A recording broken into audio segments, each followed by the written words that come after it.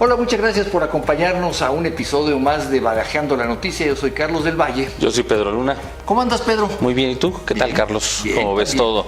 Pues cada vez más complicado, cada vez más enredado y cada vez, importante, más cerca, pues por lo menos del final de la administración. Sí. Ahí ya veremos qué sucede, ¿no? Sí, de la administración y bueno, ya el inicio de lo que el proceso electoral ya con todo, ¿no? Ya descaradamente, ¿no? Ya no hay, pues ya cada uno en campaña prácticamente, mínimo la de Morena y la de Frente Amplio, que se supone que no deberían, pero... Bueno, sí, hay tantas cosas que se supone que no iban a pasar y pasaron. Sí. ¿No? Yo no recuerdo un gobierno en el que las ansias de un presidente por adelantar los tiempos electorales... Sí, al contrario. Todos lo detenían, se hacían... Sí, siempre... Lo alargaban, en la ¿no? época del PRI siempre se hablaba del coqueteo de ciertos presidentes por incluso buscar la reelección, ¿no? Siempre la tentación, siempre estuvo... Aquí se habló desde el principio, sí, desde el primer año. Y sigue, yo creo que pues el tema de mantener el mayor poder que pueda Andrés Manuel. ¿Te acuerdas incluso de algo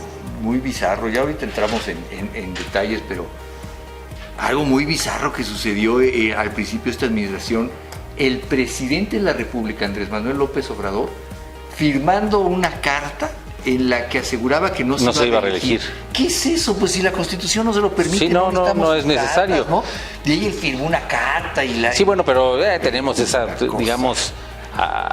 La tradición esta de los políticos también de firmar cosas y de comprometerse a cosas o que están obligados a hacer o que es obvio que no deberían de hacerlo. O sea, es clarísimo que no es necesario firmar una carta para cumplir la Constitución. Y más como presidente de la República. Y más en un tema tan sensible en las democracias latinoamericanas de la no reelección. Y sobre todo en México por la historia, pues por claro, el tema histórico de México así se hizo la revolución, exactamente, ¿no? sí. Con esa bandera, entre otras, pero esa fundamentalmente. Sí. Pero a ver, vamos entrándole a la agenda.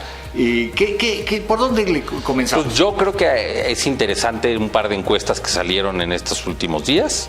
Una del Heraldo que pone, es Poligrama y el Heraldo, que ponen a Claudia Sheinbaum con más o menos 14, 15 puntos arriba de Xóchitl Gálvez, dependiendo los dos escenarios que marcan, uno con Samuel García como candidato de Movimiento Ciudadano, pero también hay otro escenario en el que ponen a Marcelo Ebrard.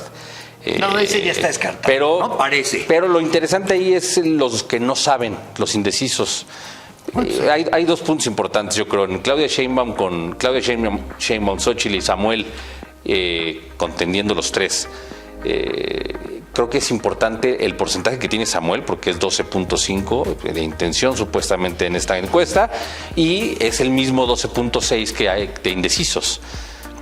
Entonces es importante ese número de indecisos. 12.5 contra 12.6, es decir, 12.5 de Samuel contra 12.6 de indecisos. Eso nos da 25% claro. del electorado que hoy...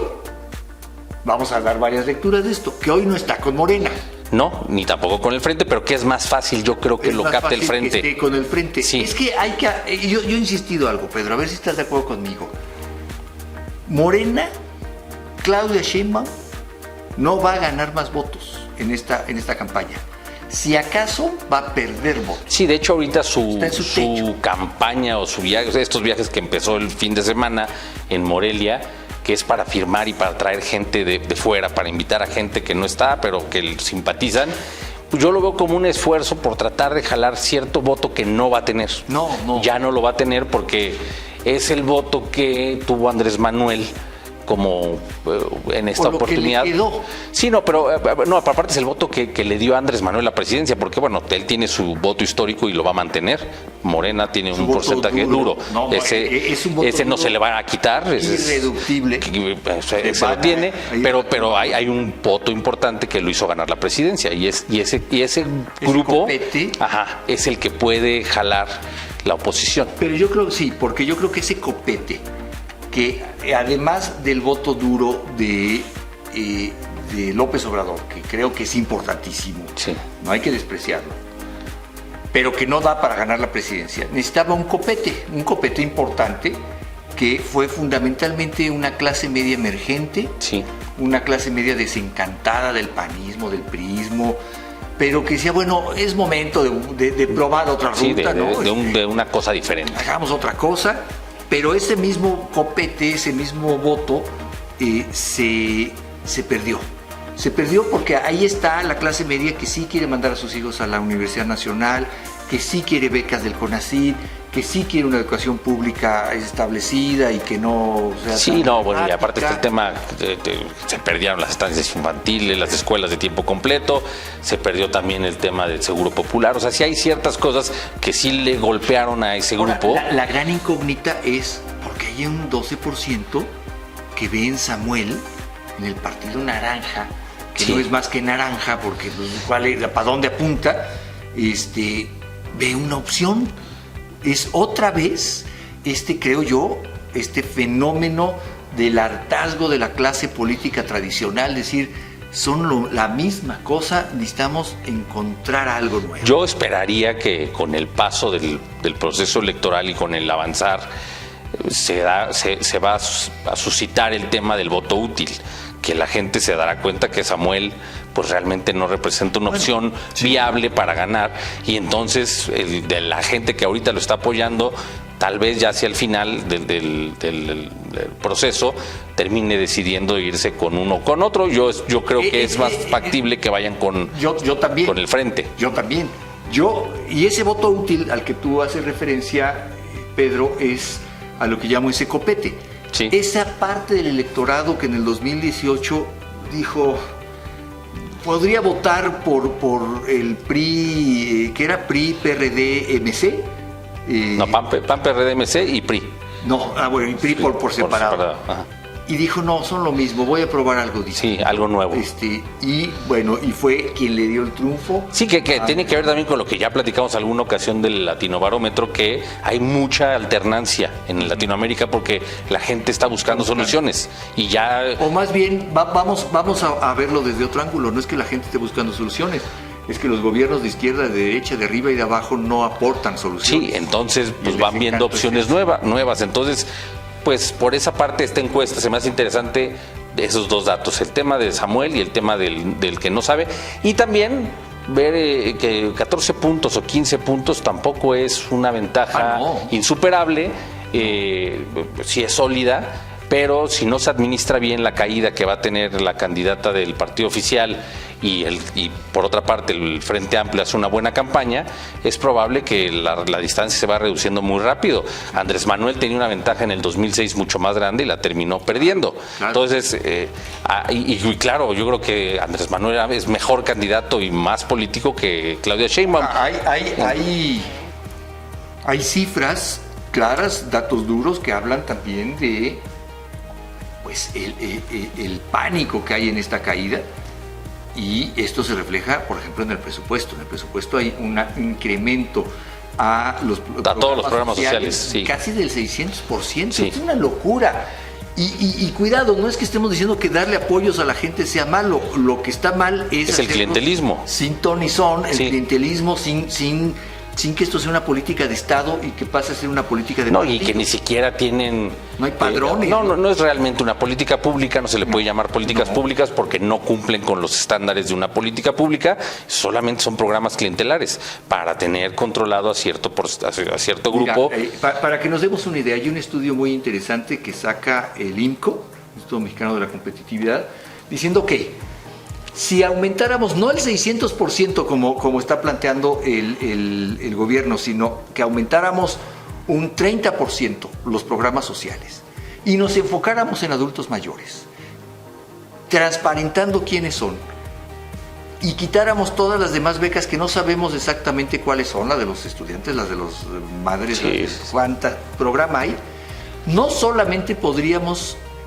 sustentar el crecimiento de la población que va recibiendo estas, sino que podríamos garantizarles, además del recurso económico, un cuadro básico de medicamentos para adultos mayores, porque eso es una desgracia, Pedro.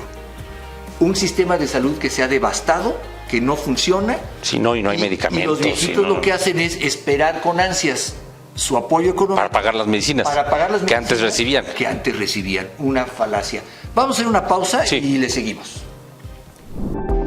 que somos Olympus Law Corporation, oficina de abogados, que ya desde hace 15 años nos enfocamos en ayudar a la comunidad hispana. Es donde más nos golpean normalmente con engaños, estafas y abuso. Ayudamos a rehacer su vida, a eliminar sus deudas, a prosperar, a comprar su casa, a vender su casa cuando lo necesita. Esa es la parte más reconfortante.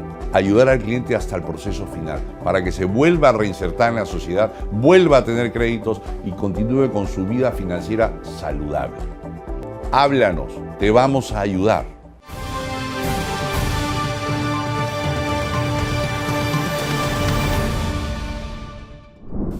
Estamos ya de regreso, estoy platicando con mi amigo Pedro Luna, yo soy Carlos del Valle, en este Badajeando la Noticia.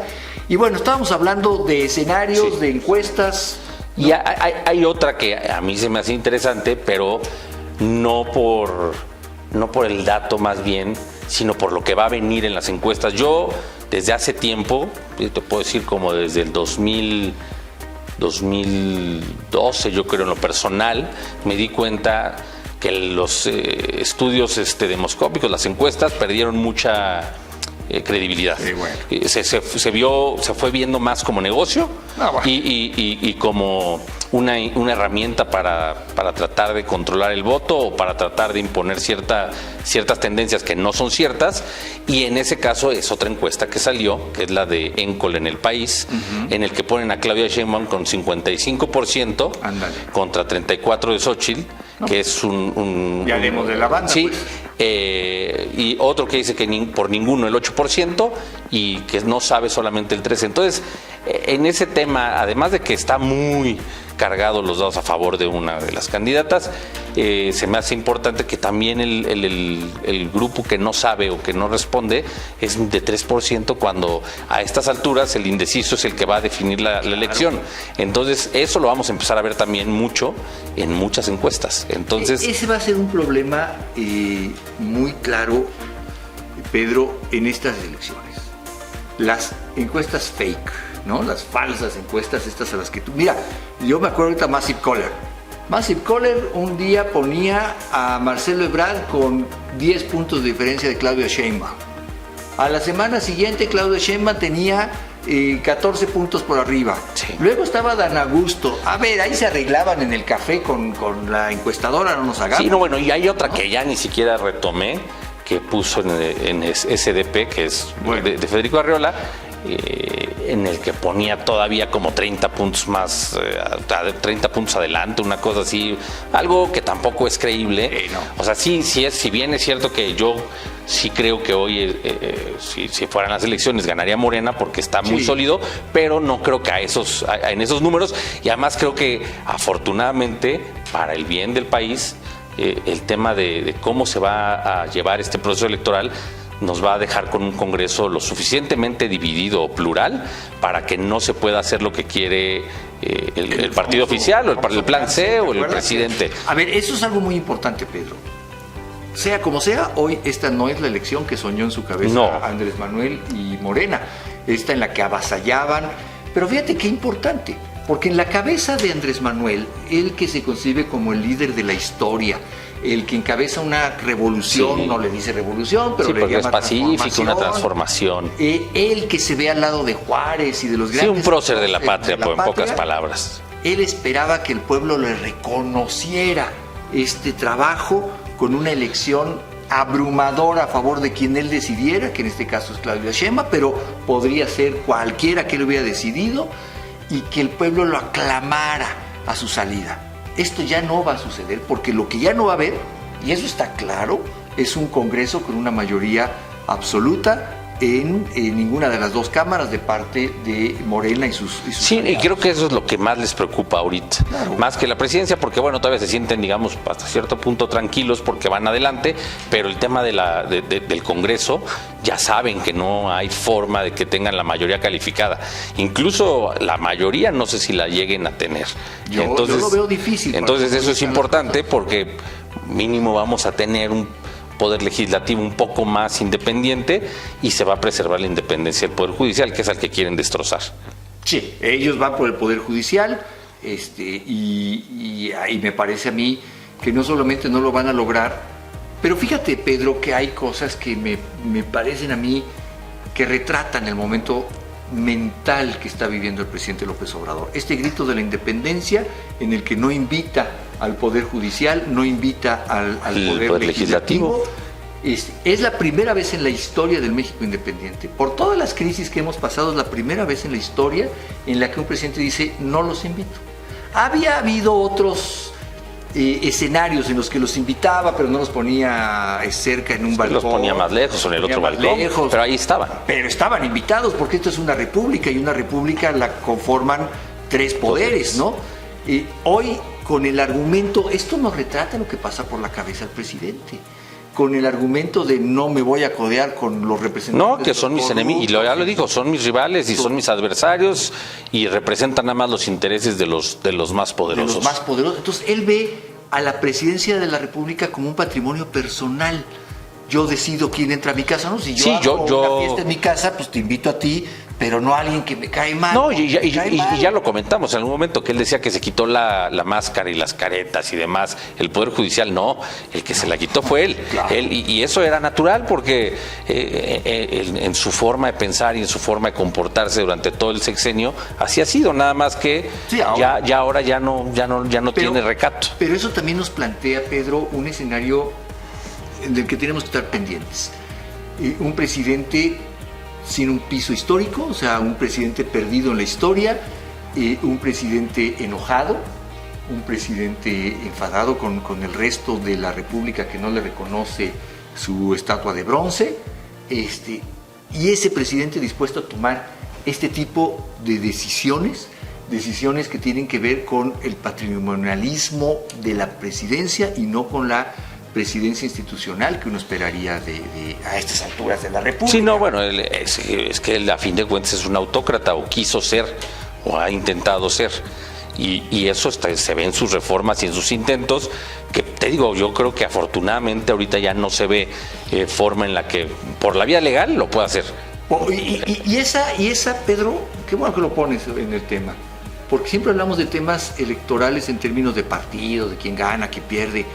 Creo que la gran elección en el 24 sí tiene que ver con quién encabezarán los gobiernos, el federal, los estatales, las cámaras. Tiene que ver con cómo vemos la República. La defensa de la República se va a dar en el voto. ¿Qué tanto aguanta un país como México, otro gobierno, otro sexenio de embestidas como a las instituciones como tuvimos en este? ¿Qué tanto aguanta el INAI, el INE? Sí, bueno, también porque está en sus planes destrozarlos también. O sea, no solo es el Poder Judicial, es deshacer al INE y al INAI. Al INAI. O sea, lo que es lo poco que queda autónomo, claro, independiente. Ya han hablado de, por ejemplo, el Instituto Federal de Telecomunicaciones, también lo tienen ya sojuzgado, se lo entregaron a Telmex, fíjate, hablando de oligarcas, ¿no? Eso no les importa. La verdadera pregunta es, ¿qué va a pasar en esta elección de cara a defender las instituciones? Y eso tiene que ver con que no tengan mayorías, fundamentalmente. Sí, que haya contrapesos, ese es el tema y esa es la base de la democracia, que haya contrapesos. Entonces, esa parte yo creo que va a ser muy importante ver lo que sucede con el Congreso. En los procesos federales es muy común que el candidato presidente arrastre el voto también en sí. O sea, en general, el que vota por un candidato vota a la papeleta igual, sí. No hay tanto voto diferenciado. Muy difícilmente. Pero creo que va a ser importante para esa parte, incluso si pierde Xóchitl Gálvez y no llegara a ganar, el papel que haga es sumamente importante para el futuro del país y para la viabilidad democrática del país.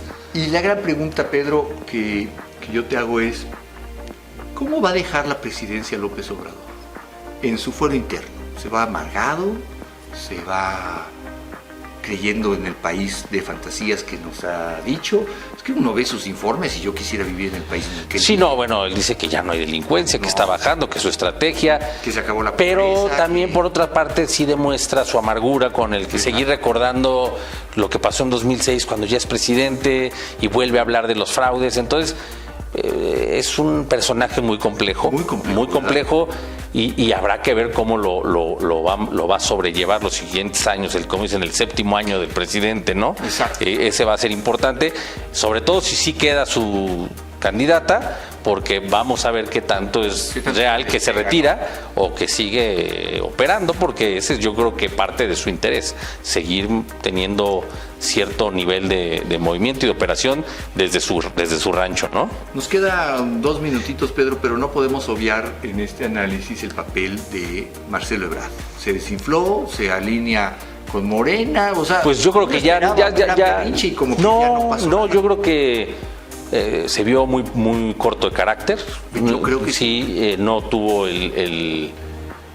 ya lo había mostrado en 2012 cuando él debió haber sido el candidato y le cedió al presidente, que eso es parte de su berrinche, decir yo te dejé pasar y ahora no me la das, pero bueno, pues nadie te lo pidió, nadie te obligó, ahí él estaba, en la posición de poder él estaba, y siempre ha demostrado, yo creo que estar un poco, pues sí, ser un poco timorato, un poco agachón con el presidente. No creo que vaya a trascender mucho ya lo que pueda hacer, porque ya no lo veo en Movimiento Ciudadano. Ya no la opción Nuevo León, sí, ya no se ve, y pues solamente que sea al frente es muy difícil. Ya sería como que ya no tendría una relevancia. No, y en el tema de estar con Morena, pues bueno, habrá que ver que si acepta finalmente ser senador, que es lo que le ofrecen. Eso no necesitaba pero berrinche, pues no necesitaba berrinche, se lo iban a dar sí o sí. Y aunque no se hubiera lanzado a candidato a la presidencia, pero sí, le iban a dar eso. Yo creo que es el fin de una carrera política, de una manera muy penosa, ¿no? Pues penosa, más que triste, penosa. Coincido. Yo creo que se queda, que queda. Le faltó carácter. Así mucho. Me quedo con esa frase tuya, le faltó carácter. Y cuando a un político le falta carácter, pasa a ser un político francamente olvidable. Intrascendente. Y ya no va a tener, yo creo que por más que quede en el Senado, ya no va a tener trascendencia. Porque además se la van a dar y quién sabe si le respeten que sea el líder todo el sexenio. Es muy difícil, yo no lo veo porque Claudia no lo quiere y él no la quiere, entonces pues lo van a borrar. Pues ya ha pasado en otros partidos, ya ha pasado en otros sexenios, entonces va a ser uno más. La historia de la política nunca se escribe para siempre, Pedro. Siempre se va conociendo. Pues te agradezco mucho, Pedro, ha sido un placer. Carlos. Pues nos vemos en el próximo. Nos vemos en el siguiente. El tiempo nunca nos da, pero el país da para mucho más. Muchas gracias. Yo soy Carlos del Valle. Yo soy Pedro Luna. Hasta luego. Adiós. Este segmento fue presentado por Olympus Law Corporation.